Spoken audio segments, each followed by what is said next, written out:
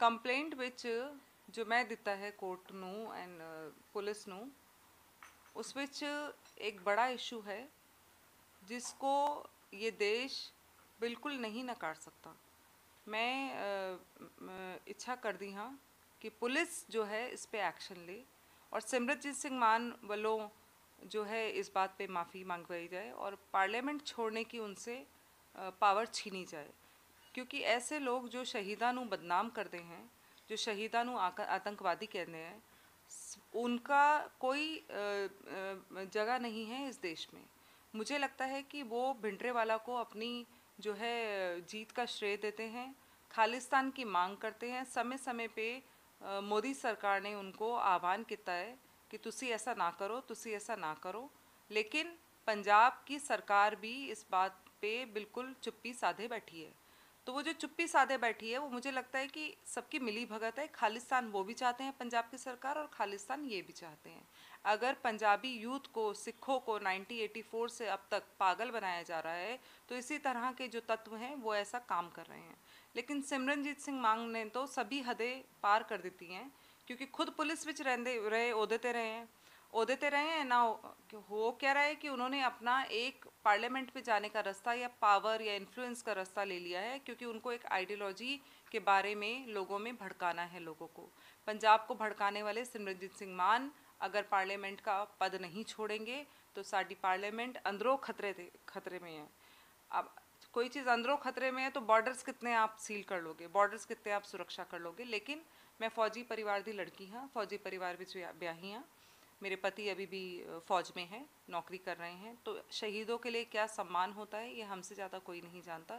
एक परिवार के जब 10 लोग शहीद होते हैं या 2 लोग शहीद होते हैं तो उनसे पूछो उनका क्या दर्द होता है। शहीद आजम को हमने, भगत सिंह को हमने किताबा में पढ़ा है, बचपन तो पढ़ते आए हैं उनके बारे में। यंगेस्ट मार्टियर हमारे बीच में है, उसको आतंकवादी बोलना कहाँ तक सही है?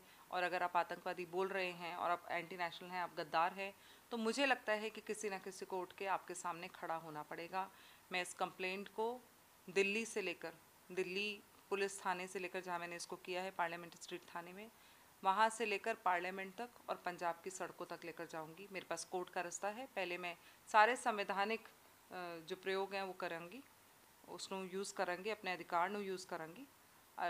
तब भी नहीं होता है तब मैं पंजाब तो मूव करूँगी। और मुझे लगता है कि आज का यूथ, पंजाबी यूथ मेरा साथ देगा। जो ये भड़का रहे हैं, ये एक ऐसी जनरेशन को भड़का रहे हैं जो कुछ डेकेड्स पहले की है, मतलब 10, 20, 30 साल पुराने लोग हैं।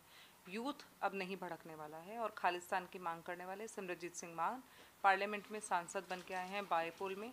मुझे लगता है कि उनका निष्कासित होना बहुत ज़रूरी है पार्लियामेंट से।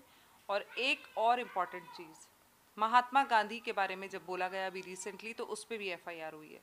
तो फिर सेम सेक्शंस के अंदर भगत सिंह के बारे में जब बोला गया तो उस पर भी एफआईआर होगी। और उनके माफ़ी मांगने से कुछ नहीं होगा, ना मैं उन्हें माफ़ करूँगी।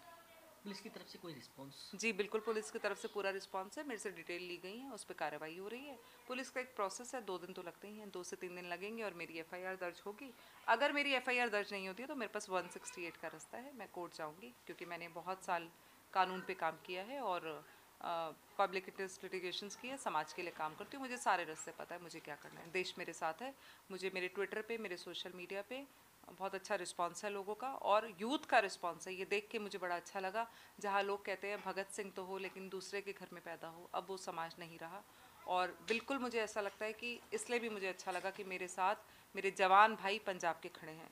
उनके मुझे इतने मैसेजेस हैं कि ये मुद्दा बिल्कुल अब चर्चा में होना चाहिए, इस पर पार्लियामेंट में भी चर्चा होनी चाहिए। आपने सम्मान की बात करी है, सम्मान को लेकर सिमरजीत सिंह मान कहते हैं अगर सम्मान की बात करते हैं तो जिस तरीके से अभी उपराष्ट्रपति, राष्ट्रपति बनाए गए हैं तो उसमें कहीं ना कहीं उनके परिवार का कहीं ना कहीं हिस्सा होना चाहिए था। ये सरकार का डिसीजन है, लेकिन किसी का सम्मान उस तरह से हो या ना हो, आप असम्मान कैसे कर सकते हैं?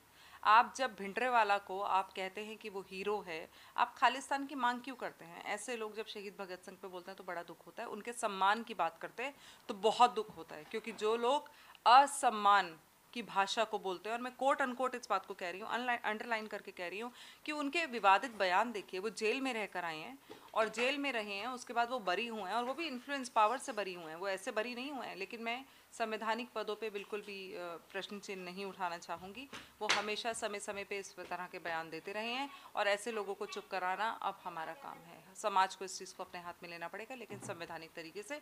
मैं पहले पुलिस का वेट करूँगी, फिर मैं कोर्ट जाऊँगी और उसके बाद में मेरे को अगर संगरूर की सड़कों पर जाना पड़े तो भी मैं जाऊँगी।